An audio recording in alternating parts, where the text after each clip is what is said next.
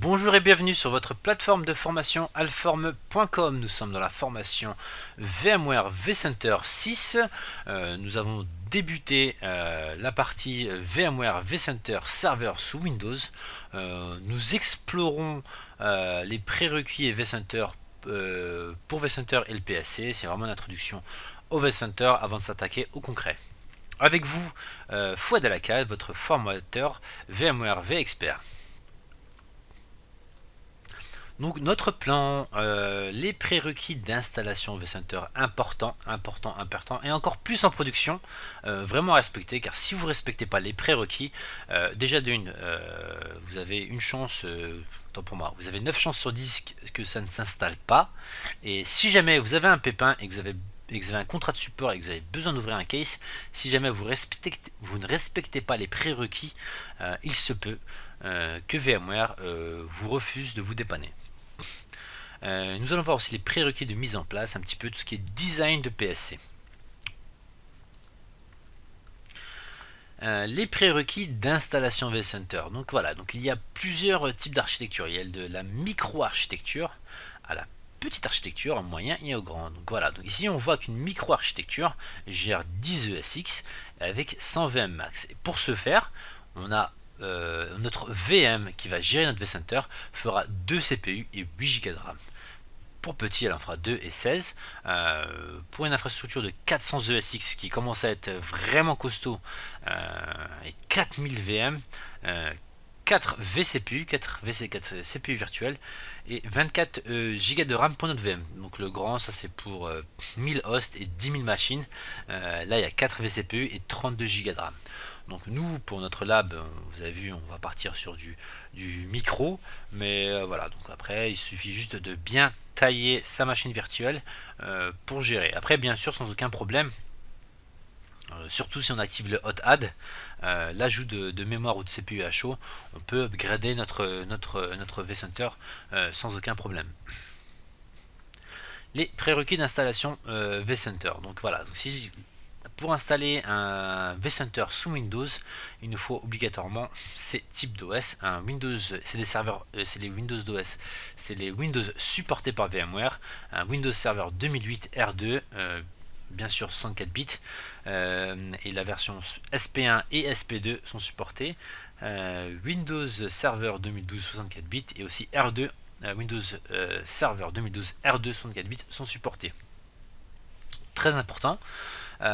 Pour la base de données, si jamais vous avez de moins de 20 ESX, donc ici on revient aussi bien pour micro que petit, on peut utiliser la base de données interne à l'ESX qui est une PostgreSQL qui marche très bien. Donc on peut utiliser une base de données interne.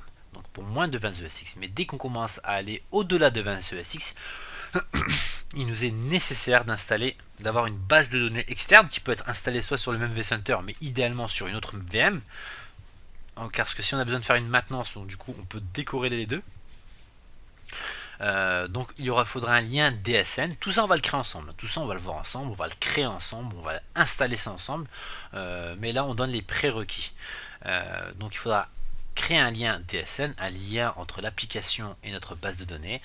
Et les bases de données supportées donc sont les SQL Server 2008 R2 SP1, sous SQL Server R2 SP2 2012 SP1 et SQL Server 2014 et aussi deux bases Oracle, la 11G R2 nanana, et la Oracle 12C. Donc voilà, bien à respecter ça. Pareil, si jamais vous avez un ticket de support à ouvrir, il est vraiment important d'ouvrir ça, de respecter ça. Pour aller plus loin dans les prérequis, précédemment je vous avais présenté les répertoires ou les liens pour pouvoir voir la documentation officielle VMware pour les prérequis, la documentation officielle VMware pour les documentations d'installation, pour d'upgrade et pour le management. Donc je vous invite, surtout si c'est de la prod, à les explorer, à surligner les choses importantes. Donc je vous invite à explorer, on va pas les ouvrir de nouveau, on a déjà vu ça ensemble. Mais voilà, c'est un gros conseil de ma part, surtout si c'est pour de la production. Pour le PSC, donc en fait, soit il est installé automatiquement avec votre vCenter, donc dans ce cas-là, il n'y a pas soit on décide de l'installer dans la même machine que notre vCenter sous Windows aussi bien ou si en appliance, qu'on verra tout à l'heure. Mais si on décide de l'installer en externe, donc il nous faudra une machine de 2 Go de RAM, de 2 vCPU, minimum de 30 Go et réseau 1 gigabit. Donc bien retenir, si jamais on décide de l'installer avec notre vCenter, on verra pourquoi les choix, les décisions à l'installer ou pas dans le slide suivant. Donc si on décide de l'installer avec notre vCenter, donc pas de prérequis, mais si on décide de l'installer en externe, voilà les prérequis: 2 Go de RAM, 2 CPU et 30 Go de disque dur. Donc le design du PSC, c'est très important à comprendre. Donc si jamais on a un seul site, on va dire Paris, et un vCenter, donc il n'y a pas vraiment besoin d'avoir un PSC externe, à part si on a d'autres composants externes, on va dire cloud et autres qui viennent se connecter, et qu'on souhaite que tous se connectent au même PSC. Donc là, je vous recommanderais en effet d'avoir un PSC externe. Mais si on a uniquement un vCenter et un PSC, l'idéal c'est de l'avoir sur la même machine. Donc voilà, donc avoir un seul domaine, un single line domaine, un seul et uniquement un seul site, entre autres Paris, et donc un vCenter embarqué, plutôt un PSC embarqué dans le vCenter.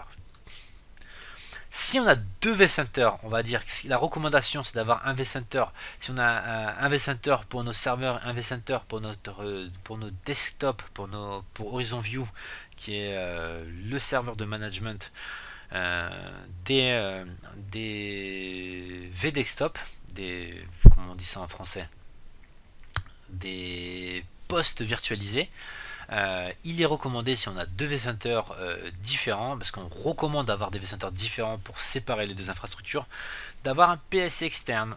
Donc voilà, donc pareil, un seul site, mais deux vCenter. Très important.